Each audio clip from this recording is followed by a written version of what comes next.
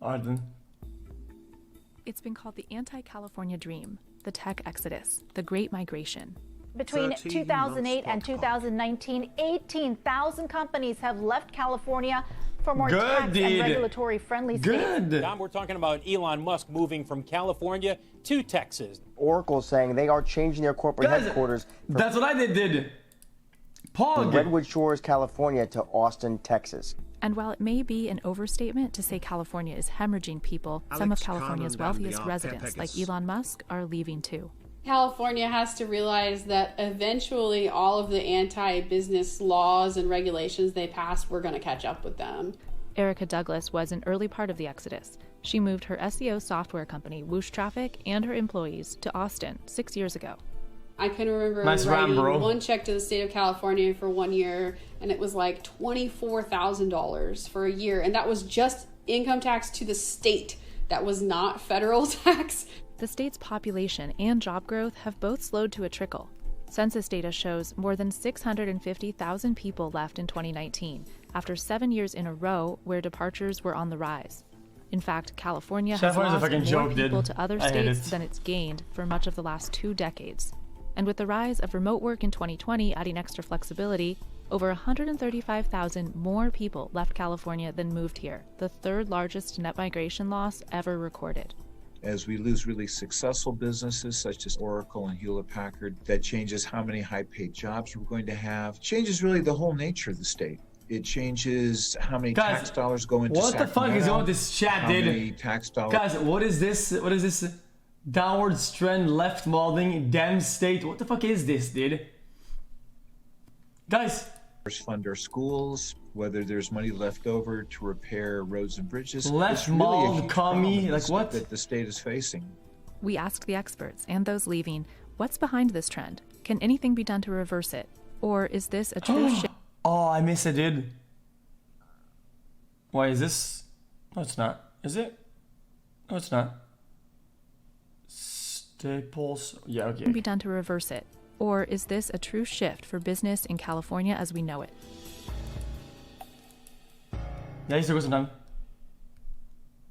For a century and a half, California was in an almost constant state of growth. I don't want to sound like a hipster, but going to the beach at night is gonna pog.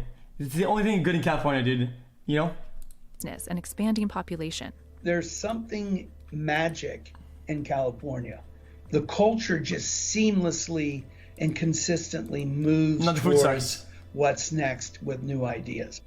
California's gold rush that started in 1848 led to one of the largest migrations in U.S. history, with hundreds of thousands coming from across the country and the world. Guys, when people say the food there is amazing, what does it mean? Because, bitch, I live in those places and I walk around and all I see is Five Guys, In-N-Out, Taco Bell, Chipotle. Man, this what the fuck? What the fuck are you guys talking about, man? The population explosion qualified California for statehood in 1850, just a few years after it was ceded by Mexico. California was an economic powerhouse by the end of the century, home to iconic brands like Wells Fargo and Levi Strauss. Scientists and researchers started flocking to the Bay Area in the early 1900s when San Francisco's port and nearby Moffett Field made the area a major hub for early telegraph, radio, and aerospace industries.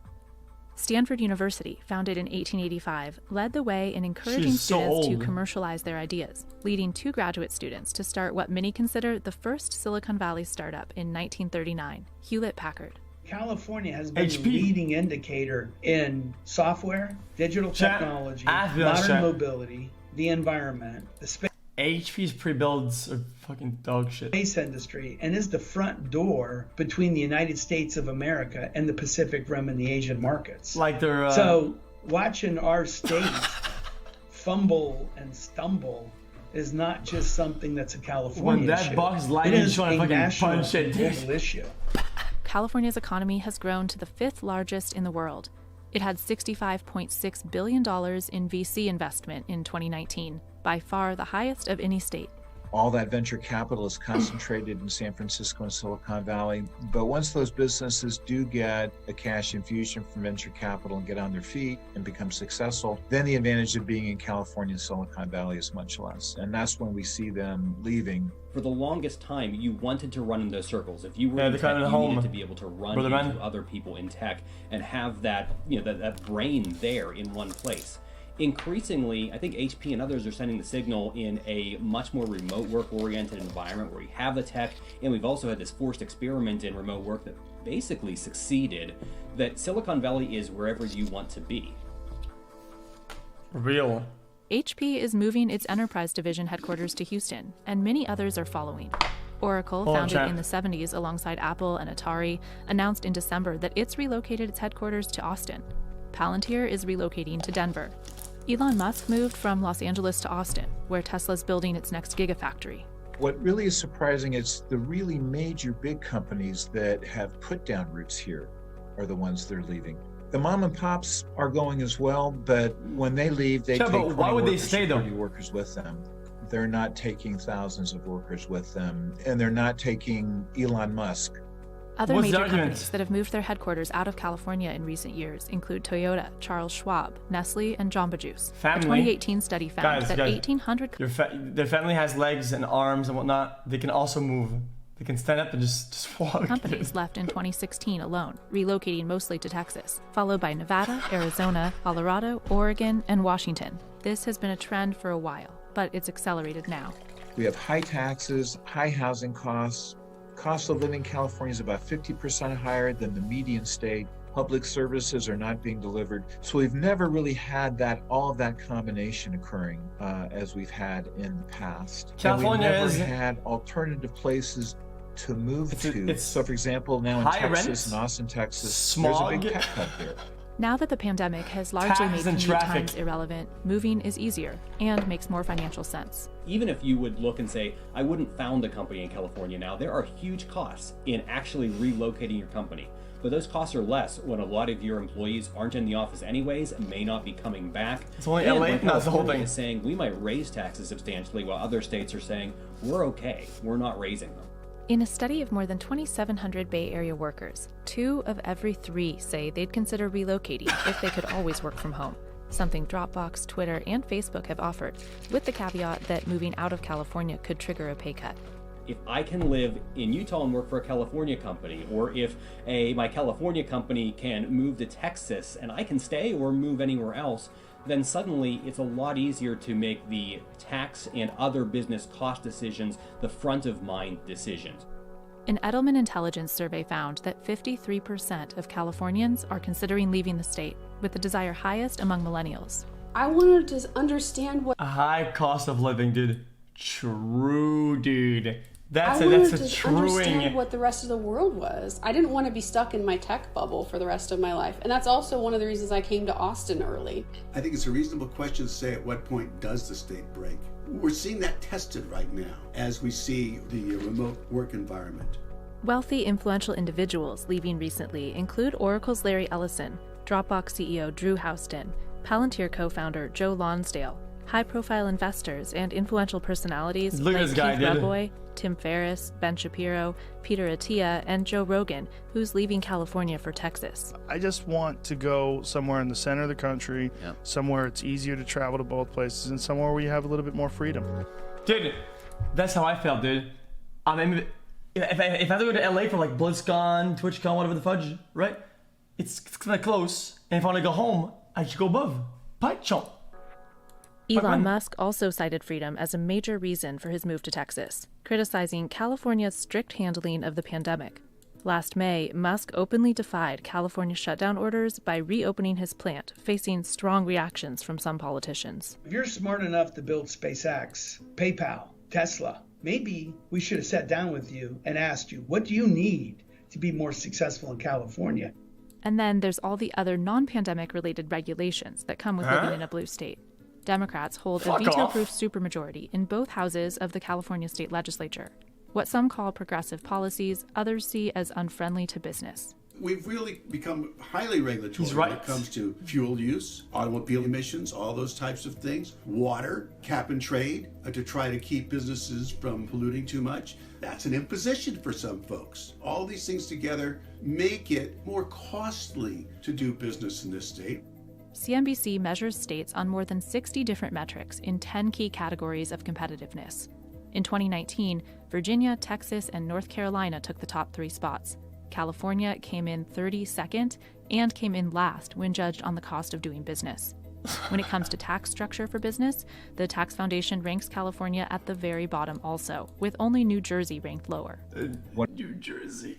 businesses are finding is that they're able to create much more value for their shareholders. They're able to generate higher profits. They're able to hire very high quality workers at lower salaries in other places. While tax rates increase based on how much you make, California's top marginal income tax rate of 13.3% is far higher than any other state. New York's, for example, is 8.8%. This is a personal... Chad, but what do you even pay for? Where are your taxes even going, dude? This is a personal income tax form in California. I never want to see one of these in the great state of Texas. 9 states, including Texas, have no individual state income tax on wages. Now, these states all have other taxes that offset this to some degree. Texas has high property taxes. Washington has gone after businesses with a lot of unique business taxes. But nonetheless, when you look at California, that's high on almost every tax across the board. You guys make fun of me, Chad. That has some trade-off. You guys make fun of me, Chad, but listen. I don't want to be weird, but as you grow older, like I did a little bit, it's all about taxes, always. Guys, everything is taxes. Really good. Guys, I was there right. Are groups working on incentives These are going to take me down the line, dude. And innovators in the state, even if they're looking to leave high Bay Area costs behind. You can take that Bay Area level income and it goes so much Dating farther. Taxes. The Greater Sacramento marriage, Economic Council taxes, launched a campaign to attract working, remote workers retiring. with newfound flexibility. I told all 3 of my kids that are in their 20s, if I'm starting my life in my 20s and I'm picking any place in the world to start it, I'm picking California. On a state level, California has approved giving more than $73 million in tax credits to 22 high-growth companies over the next 5 years through its California Competes income tax credit. But the application process is highly competitive. Still, California's business taxes are some of the highest in the nation, and certain cities tack on even more. San Francisco just passed what they call the overpaid CEO tax, where companies will start paying taxes depending upon the ratio of the CEO salary to the median worker at that location. While the super wealthy may be fleeing disproportionately high taxes, the cost of living comfortably is a consideration for everyone in California. I always rented when I was in the Bay Area. I never had enough money to buy a house there. I bought my first house here in Austin. You can live 20-30 minutes away and have a house for $300,000, $400,000, $500,000 and have a nice little backyard and a place for your dog to roam around and a place for your kid to play. Having a little bit more space and that's land, true. and it just feels right. Realtor Scott Shepard relocated his family from Riverside, California to northern Idaho in 2019. All of our major line items across the board are significantly lower at the rate of 30 to 40%. We've got $1.98 for a gallon of gas. Shepard runs ExitCalifornia.org, one of a growing number of online relocation companies helping people move. He says about twice as many people have been reaching out about the service since the pandemic began. Lots of restrictions, lots of regulations, freedoms being taken away. Idaho? Housing is impossible in California. We are, by all estimates, between 3 and 4 million units short of housing. The median single-family home in San Francisco I was going around right now costs about in LA specifically, for like $1 million, you get like a small piece of shit house with no land. No back. It's just so weird. $1.6 million. Rent in San Francisco is easily $5,000 to $6,000 per month. So you multiply that, and that means you're not hiring someone who is technologically advanced and skilled without paying them $150,000, $170,000 per year. And you simply don't need to pay that type of salary in Texas. Although California remains a top destination for people moving from other countries and rich transplants relocating from out of state, the White House reports nearly half of the country's unsheltered homeless people live on the streets of California. and a growing number of middle and low-income people are moving out of state, That's fucked up, with man. the majority of those leaving reporting an annual income under $100,000. Whether they are people at the car wash, baggers at the supermarket, attendees at the rest homes. And what are we doing to assure ourselves that we'll be able to keep that critical part of our employment infrastructure, those folks at the bottom, because we're toast without it. Of those surveyed by Edelman Intelligence, 53% cited housing as the primary motivator for relocating. Hiring in a state with a lower cost of living also helped Douglas get her startup off the ground. It opens up the ability for people to work for startups, the ability for people to not have to feel like they're paying their whole life savings for an apartment every month, and my ability as a business owner to be able to hire those people at a very reasonable and fair rate, but a rate that's not going to be like a Google $450,000 a year right out of the gate type of thing. Meanwhile, the pandemic has robbed California of some positives once used to justify its high cost of living. When I went looking to raise money for my startup a few years ago, a lot of investors in San Francisco said, "This guy says our repair shop is a startup now."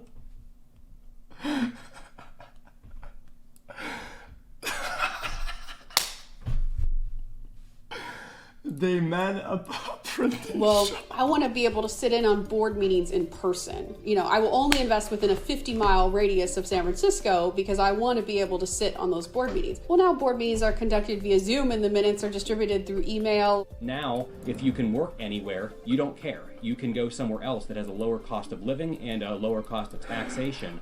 So a lot of states, not just California, but New York and other states that have historically banked on offering something unique, have to worry that they're not so unique anymore. I'm sorry, With an economy I couldn't even read the comments. I thought it was too funny. I'm sorry, bigger guys. than many countries, will California feel the impact of big companies leaving? And with super earners paying 40% of the state's tax revenues, can California afford to lose billionaires like Musk, one of the richest men in the world? Some states, like New Jersey, has actually had to amend budgets when a single billionaire left the state. California would not be at that point where Elon Musk leaving California means they have to amend their Holy budget. shit! But as he leaves, and as companies like HP and Oracle and others relocate a significant amount of their operations, this has a huge impact, both That's immediately crazy. and in the long term. The investments they would make, them being located in a different place, the employment opportunities. For those who have left, there are new challenges to contend with in new states, including resistance to Californians changing things elsewhere. This is not an invitation to simply transfer the of California to Texas. We Texans are very inviting to people from California, but that doesn't mean we want you to California or Texas. What up? Thank you, Sonny. I appreciate a lot.